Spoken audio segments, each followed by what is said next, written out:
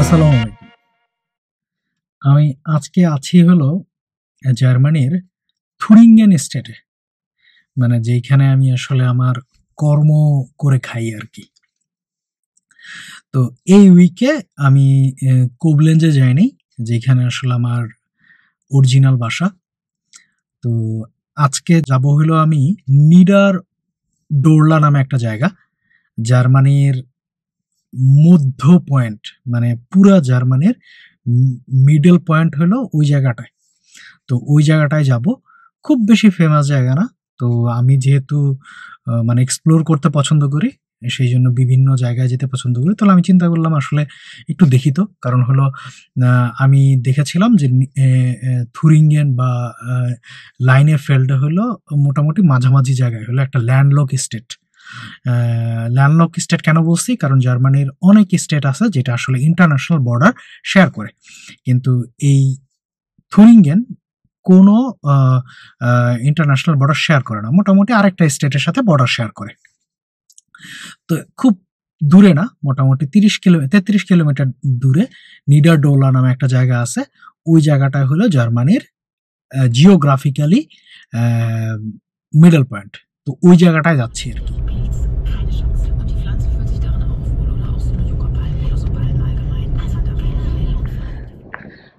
আমি আসলে পৌঁছে গেছি হলো জার্মানির জিওগ্রাফিক্যালি মিডল পয়েন্ট। তো এই প্লেসটার নাম হইল ফোকটাই। জার্মানে ফোকটাই বলে, কিন্তু ইংলিশে যদি বলি তাহলে বোকটাই বলা চলে। কারণ জার্মান যেই প্রোনাউন্সিয়েশন সেটাতে যেই ভিটাকে ফ নামে বলে। তো এই যে মিডল পয়েন্ট অফ জার্মানি, সেটা কিন্তু সবসময় মিডল পয়েন্ট অফ জার্মানি ছিল না। কারণ আপনারা খুব ভালো করে জানেন 1990 সালের আগে দুইটা জার্মানি ভাগ ছিল। আমি এখন যেই জার্মানিতে দাঁড়ায় আছি এইটাকে বলা হয়তো ইস্ট জার্মানি, এবং আমার বাসা যেখানে কোবলেঞ্জ সেটা হলো ওয়েস্ট জার্মানি। তো এইটা ছিল হলো রাশিয়ানদের অধ্যুষিত। মানে আপনারা তো খুব ভালো করে জানেন দ্বিতীয় বিশ্বযুদ্ধের সময় জার্মানি হেরে যায় চারটা শক্তির কাছে। সেটা হলো আমেরিকা, রাশিয়া, গ্রেট ব্রিটেন এবং ফ্রান্স। তো জার্মানিকে চারটা বড় শক্তি, যারা আসলে বিজেতা শক্তি, তারা মোটামুটি ভাগ করে নেয়। কিন্তু রাশিয়া একেবারে একাভাবে ভাগ করে নেয়। ওই রাশিয়ার অংশটাই ইস্ট জার্মানি নামে পরিচিত থাকে। তো আর বাকি তিনটা বলে যে না ভাই, আমরা একসাথেই থাকবো, মোটামুটি আমরা একটা সময় পরে জার্মানদেরকে জার্মানিটা দিয়ে দিব। কিন্তু রাশিয়া কিন্তু দেয়নি। মোটামুটি 1990 সাল পর্যন্ত রাশিয়ার মোটামুটি মানে পালিত সরকার মোটামুটি একটা জার্মানি চালায়, যেটা আসলে ইস্ট জার্মানি নামে পরিচিত, যেটা আসলে এখন আছে। তো 1990 সালে যখন দুইটা জার্মানি একত্রিত হয়ে যায়, তখন করা হয় কি, ড্রেসডেন ইউনিভার্সিটির একটা রিসার্চ টিম মোটামুটি গবেষণা করে বের করা যে এই জায়গাটা হলো মিডল পয়েন্ট অফ জার্মানি। তো আমি একেবারে পয়েন্টের এখানে চলে আসছি, এবং যেইখানে আসলে একটা পাথর মোটামুটি গাড়া আছে, ওই পাথরটা আসলে আপনাদেরকে দেখানোর চেষ্টা করব। ওইটাই হলো জিওগ্রাফিক্যালি জার্মানির মিডল পয়েন্ট। কিছু সময়ের জন্য মোটামুটি আমি একটু ভরকায় গেছিলাম, কারণ আমি এইখানে একটা মিউজিয়াম আছে। তো ওই মিউজিয়ামে কিছু জিনিস দেখা যায়, যে মোটামুটি এইখানের যে ইতিহাস পাতিহাস সেইটা আসলে দেখা যায়। তো আমি আসলে ওই যেই পাথরটা, যেটা আসলে মিডল পয়েন্ট অফ জার্মানি, সেটা আসলে খুঁজে পাচ্ছিলাম না। তো আমি একজনকে জিজ্ঞেস করলাম যে আসলে কোথায়। তারপরে সে আমাকে দেখাই দিল যে ওই একটু দূরে, মানে মোটামুটি 300 মিটার দূরে মোটামুটি ওই পাথরটা আছে, যেটা আসলে geographically Germany middle point of Germany. যেতে যেতে আসলে একটা চেরি গাছের সামনে পড়ে গেছি, যদিও আসলে চেরি ফলগুলো এখনো কাঁচা, কিন্তু এটা আসলে একটা চেরি গাছ। আপনাদের ফল দেখাই, তাহলে আপনারা বুঝতে পারবেন। এই যে দেখেন ফল, এবং এই যে এইটা হলো মিডল পয়েন্ট। তো আমি বুঝলাম না, সেটা হলো যে আমার নেভিগেশনে কেন আসলে আমি ভুল করলাম, কারণ এইখানে সুন্দর গাড়ি রাখার জায়গা আছে। আমি মোটামুটি 10 মিনিট হেঁটে, না 10 মিনিট না, মোটামুটি 5-6 মিনিট হেঁটে তারপরে এখানে আসছি এই মিডল পয়েন্টটা দেখার জন্য। সো এই মিডল পয়েন্টটা মোটামুটি একটা সবুজের দেয়াল করে রাখছে এবং মাঝখানে আসলে জার্মান পতাকাটা আছে। এবং সবচেয়ে মজার ব্যাপার হলো এইখানে সুন্দর একটা লেক আছে। ইন্টারনেটে দেখছিলাম যে এই লেকটা, কিন্তু আসলে এটা তো এত সুন্দর হবে সেটা আসলে বুঝতে পারিনি। এবং কেউ যদি ইচ্ছা করে তাহলে আসলে এখানে এসে এই লেকের পাশটা এনজয় করতে পারে, হাইকিং করতে পারে। এবং জার্মানির মিডল পয়েন্টটা যে কেউ ইচ্ছা করলে দেখতে পারে। আমি আসলে মোটামুটি একেবারে জার্মানির মিডল পয়েন্টে চলে আসছি।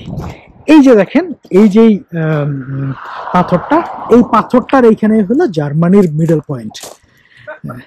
এখানে লেখাই আছে মিটেলপুঙ্কট ডয়েচল্যান্ড। এবং দেখেন মোটামুটি এইখানে একটা লাইন মোটামুটি করা হয়েছে, যে টানা হয়েছে, এবং এই পাশে ভার্টিক্যাল একটা টানা হয়েছে এবং হরিজন্টাল একটা টানা হয়েছে। এই যে পয়েন্টটা, এই পয়েন্টটাই কিন্তু এই যে নিডার ডোরলা মিটেলপুঙ্কট অফ ডয়েচল্যান্ড, মানে মধ্য জায়গা জার্মানির।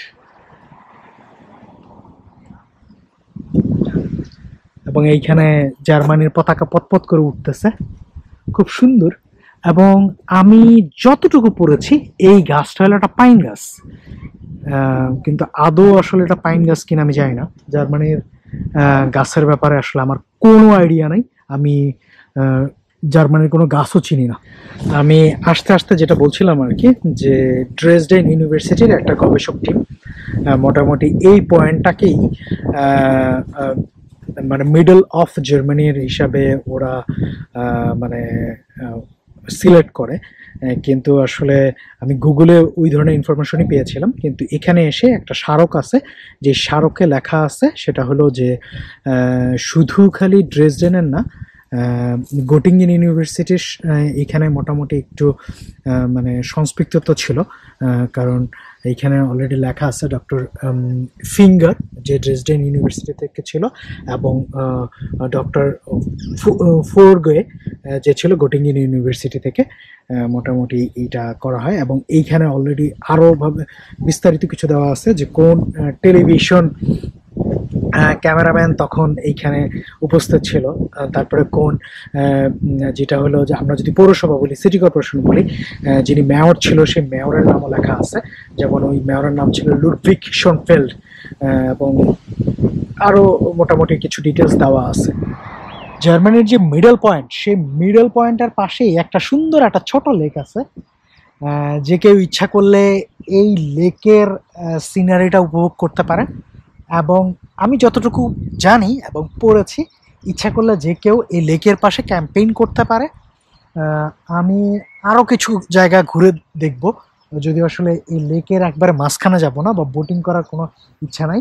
সত্যি কথা বলতে মানে এই ধরনের লেক দেখলে আসলে আমার একটু ভয় লাগে, কারণ হলো আমি অনেক ইংরেজি সিনেমাতে দেখছি যে লেকের পাশে গেছে, লেকের থেকে একটা বড় কুমির এসে মানুষের খায় ফেলছে। এই ভয়টা আসলে আমি পাই যে কোনো লেকের পাশে গেলেই। তো একেবারে লেকের পাশে যায়নি, মোটামুটি একটু ডিস্টেন্স রেখে আসলে দাঁড়িয়েছি। এই লেকের পাশে সুন্দর একটা ওয়াকওয়ে আছে, এবং সত্যি কথা বলতে লেকটা মোটামুটি ঘাসের চাদর দেয়াল দিয়ে মোটামুটি ঢাকা। মাঝখানে কিছু কিছু জায়গায় মোটামুটি ওরা কেটে দিয়েছে, যেখান থেকে আসলে লেকের একেবারে সাইডে যাওয়া যায়। একটু আগে যেটা বলছিলাম যে আমি ভয় পাই একেবারে কাছাকাছি যাইতে, তারপরও আসলে এইখান থেকে মোটামুটি ফুল লেকটা দেখা যেতেছে। এবং আমি জানি না যে থুরিঙ্গেন স্টেট বা এইখানের কনসার্ন পার্সন তারা আসলে এইখানে যদি বোটিংয়ের ব্যবস্থা করতো তাহলে হয়তো অনেকে এইখানে বোটিংও করতো, কিছু ইনকামও হইতো, মোটামুটি ট্যুরিস্টও বাড়তো। এবং একটা কথা না বললেই নয়, সেটা হলো যে আমি যখন আমার গাড়ি দিয়ে মোটামুটি এই শহরটাতে আসছি, মানে এই গ্রামটাতে আসছি, তখন আসলে আমি খুঁজে পাইতেছিলাম না এই স্টাইনটা কোথায় বা এই স্টোনটা কোথায়, মিডল পয়েন্টটা কোথায়। তখন আমাকে একটা জার্মান মহিলা আমাকে সাহায্য করেছে কি, সে আমাকে একেবারে আমার গাড়ি থেকে ওই পয়েন্টটা পর্যন্ত এনে দিতে একেবারে সে আমার সাথে এসেছে। তো আপনারা যারা অনেকেই ভাববেন যে ইস্ট জার্মানিতে মোস্ট অফ রেসিস্ট এবং আইএফডির মোটামুটি আতুরঘর, সত্যি আইএফডির আতুরঘর, কিন্তু মানুষ এত খারাপ না। কারণ হলো গত 3 মাস যাবত আমি মোটামুটি এই ইস্ট জার্মানিতে কাজ করছি এবং আমি অল্প কিছু মানুষের সাথে মিশেছি। এই 3 মাস আমি যতটুকু দেখেছি, দে আর ভেরি ফ্রেন্ডলি এবং দে আর ভেরি হেল্পফুল। ওদেরকে আমরা কিছু মানুষ যেভাবে এগ্রেসিভ অথবা আমরা সত্যি কথা বলতে নাসি ভাবে যেভাবে পরিচিত করে দেই, সত্যি কিন্তু ওরা এরকম না। ওদের অনেক ভালো দিকও আছে, হয়তো অনেকে খারাপ দিকটা তুলে ধরার চেষ্টা করে আর কি।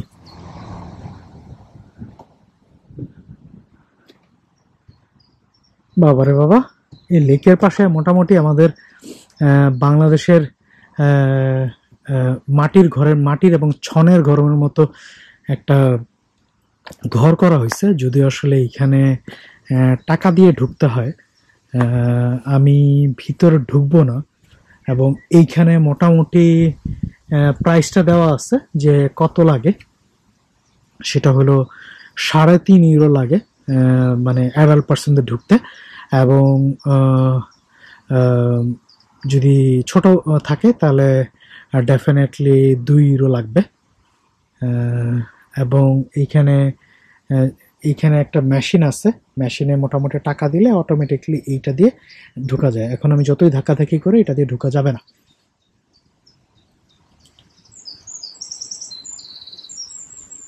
ভিতরটায় ঢুকতে না পারলেও মোটামুটি ক্যামেরা দিয়ে দেখানোর চেষ্টা করছি। এইরকম বাড়ি আমাদের গাজীপুরের কাপাসিয়াতে খুব বেশি অহরহ মাটি দিয়ে করা হয়, এবং উপরে হলো ছন। তো আমাদের যে রান্নাঘরগুলা, সেই রান্নাঘরগুলো এখনো এরকমভাবে করা আছে, কিন্তু সত্যি কথা বলতে আমাদের কাপাসিয়াতে এই ধরনের বাড়ি ছিল, এখন আর নাই এরকম উপরে ছন। এখন শুধু মাটির ঘর এবং উপরে টিনের দেওয়া বাড়ি আছে। তো আপনারা এই মিডল পয়েন্টে যদি আসেন কেউ, তাহলে ইচ্ছা করলে এইখানে টাকা দিয়ে ঢুকে আপনি এইখানে বাংলাদেশের ঐতিহ্যময় মাটির ঘর, ছনের ঘর দেখতে পারবেন, এবং মোটামুটি এইখানে আপনি ইচ্ছা করলে উপভোগ করতে পারবেন। যেহেতু এইখানে ঢোকার একটা এন্ট্রি ফি আছে, এবং ইচ্ছা করলে আপনি অনেকটা সময় এখানে কাটাতে পারবেন। এবং কারো যদি ইনফরমেশনের দরকার হয় যে না আমার কিছু ইনফরমেশনের প্রয়োজন আছে, এখানে টোটাল ইনফরমেশনটা দেওয়া আছে। এবং এইটা ওপেন থাকে হলো মানে মঙ্গলবার থেকে শুক্রবার 10টা থেকে বিকাল 4টা পর্যন্ত, এবং শনিবার এবং রবিবার হলো 10টা থেকে 4টা পর্যন্ত। সো মাঝখানে সেটা হলো মানডেতে পুরো অফ। আপনারা যদি মানডে করে আসেন তাহলে আপনি এখানে ঢুকতেও পারবেন না। আপনি মিডল পয়েন্টটা, যেহেতু এখানে কোনো ঢোকার জায়গা নেই, যে কেউ ইচ্ছা করলে দেখে চলে যেতে পারে। লেকের পাশে যখন আমি ঘুরতেছি, তখন আসলে এই ধরনের সুন্দর মানে শেপ আকারে, মানে কিউবিক আকারে মোটামুটি একটা জিনিস খুব প্রায়ই দেখা যায় জার্মানিতে। তো আমরা যারা ইংরেজি সিনেমা দেখি, তাদের কাছে আসলে এটা অপরিচিত কিছু না। এটা মোটামুটি আমরা জানি যে আমাদের বাংলাদেশে যেরকম ধান কাটার পরে খড় আকারে যেরকম আমরা খ্যারের পালা দিয়ে রাখি, জার্মানিতে এরকম খ্যারের পালা তো দিয়ে রাখে না। মোটামুটি এরা কাটার পরে মোটামুটি একটা মেশিনের মাধ্যমে এরকম গোল শেপ করে রাখে, এবং মোটামুটি এটা চারদিক থেকে হয়তো দড়ি টড়ি দিয়ে আসলে বেঁধে রাখে, আবার কিছু জায়গায় একেবারে পলিথিন দিয়ে প্যাক করে রাখে। এবং এইটা জার্মানিতে বিভিন্ন কাজে ইউজ করা হয়। যারা আসলে এটা কেটেছে, তারা আসলে জানে আসলে কিভাবে তারা এটা বিক্রি করবে। বেশিরভাগ সময় এটা ক্ষেতের মধ্যেই আসলে সপ্তাহের পরে সপ্তাহ ফেলে রাখা হয়, তারপরে প্রয়োজন অনুযায়ী তারা আসলে এটাকে বিক্রি করে দেয়, আসলে ওই মানে একটা ডেজিগনেটেড এরিয়াতে নিয়ে রাখে। তো এই যে কিউব আকারে যে শেপটা দেখতে পারতেছেন, এটা কিন্তু আমাদের বাংলাদেশের ধান ক্ষেতের মতো ভুট্টা ক্ষেতের খড় না। এটা হলো যে এইখানে প্রচুর পরিমাণে ঘাস ছিল, এবং জার্মানিতে আমি দেখেছি অবাক করাভাবে ঘাস খুব দ্রুত বাড়ে, এবং এই ঘাসগুলো কেটে এইখানে আসলে এই ধরনের একটা কিউব আকারে করে রাখা হয়েছে। আমার আসলে মিডল পয়েন্ট এবং লেকের পাশটা আসলে ঘোরা শেষ, কিন্তু একটু আগে যেটা বলছিলাম আর কি, যে লেকের পাশে আসলে ক্যাম্পিং করা যায়, সেইটা আসলে দেখানোর জন্য আমি আসলে এই পাশটা এসেছি। কারণ সামনেই একজন জার্মান মানুষ সে মোটামুটি তাঁবু গেড়ে আসলে ক্যাম্পেইন করতেছে। আমি একেবারে কাছে যেতে পারবো না, দূর থেকে দেখাইতে পারবো। ওই যে দেখেন একটা তাঁবু মোটামুটি এখানে গাড়া হয়েছে, এবং আমি যতটুকু যেটা ভাবতেছি সে এখানে মাছ শিকারও করতেছে। হ্যাঁ, ছিপ দেখা যাচ্ছে, সে মাছ শিকার করতেছে। আমি জানি না যে আমি যদি ওইদিকে যাই সে কি বোর ফিল করবে না বিরক্ত ফিল করবে। আই থিঙ্ক বিরক্ত ফিল করবে না। এখানে ও মাছটা ধরতেছে। এইখানে আসলে বিভিন্ন জিনিস আছে, ছিপ রাখার জায়গা আছে, এবং এইখানে মোটামুটি মাছ রাখার জন্য সে একটা ব্যবস্থা করেছে, যদি আসলে আমাকে মাছটা দেখাইছে। এবং সত্যি বলতে কি সেখানে এখানে যে সে কিছুক্ষণের জন্য আছে, সেই জন্য মানে যে ময়লাগুলো আছে সেই ময়লাগুলোটা দেখেন ওইখানে একটা ইয়েতে কি বলে ব্যাগের মধ্যে রেখে দিয়েছে, যাওয়ার সময় হয়তো নিয়ে যাবে। তো আমি একটু আস্তে আস্তে কথা বলতেছি, কারণ মাছ ধরতেছে। মাছ ধরার সময় আসলে কথা বললে মানুষ বিরক্ত হয়, এবং মাছও বিরক্ত হয়, মাঝে মাঝে বড়শিতে আসতে চায় না। যখন ঘুরে বলছি যে আমি কি মাছটা দেখতে পারি, তখন ও আসলে আমার মাছটা দেখাইছে। তো আমি আসলে আরো বিরক্ত না করার জন্য ওকে আর ছবি তুলে নেই। এখানে সে মোটামুটি একটা তাঁবু টানায় রাখছে, সারাদিনে হয়তো 5টা-6টা মাছ ধরবে, এবং বিশাল বড় মাছ ধরছে, মোটামুটি 4-5 কেজির মতো তো হবেই। আসলে জার্মানির মিডল পয়েন্টে আসে আসলে আমার মূল লক্ষ্য ছিল।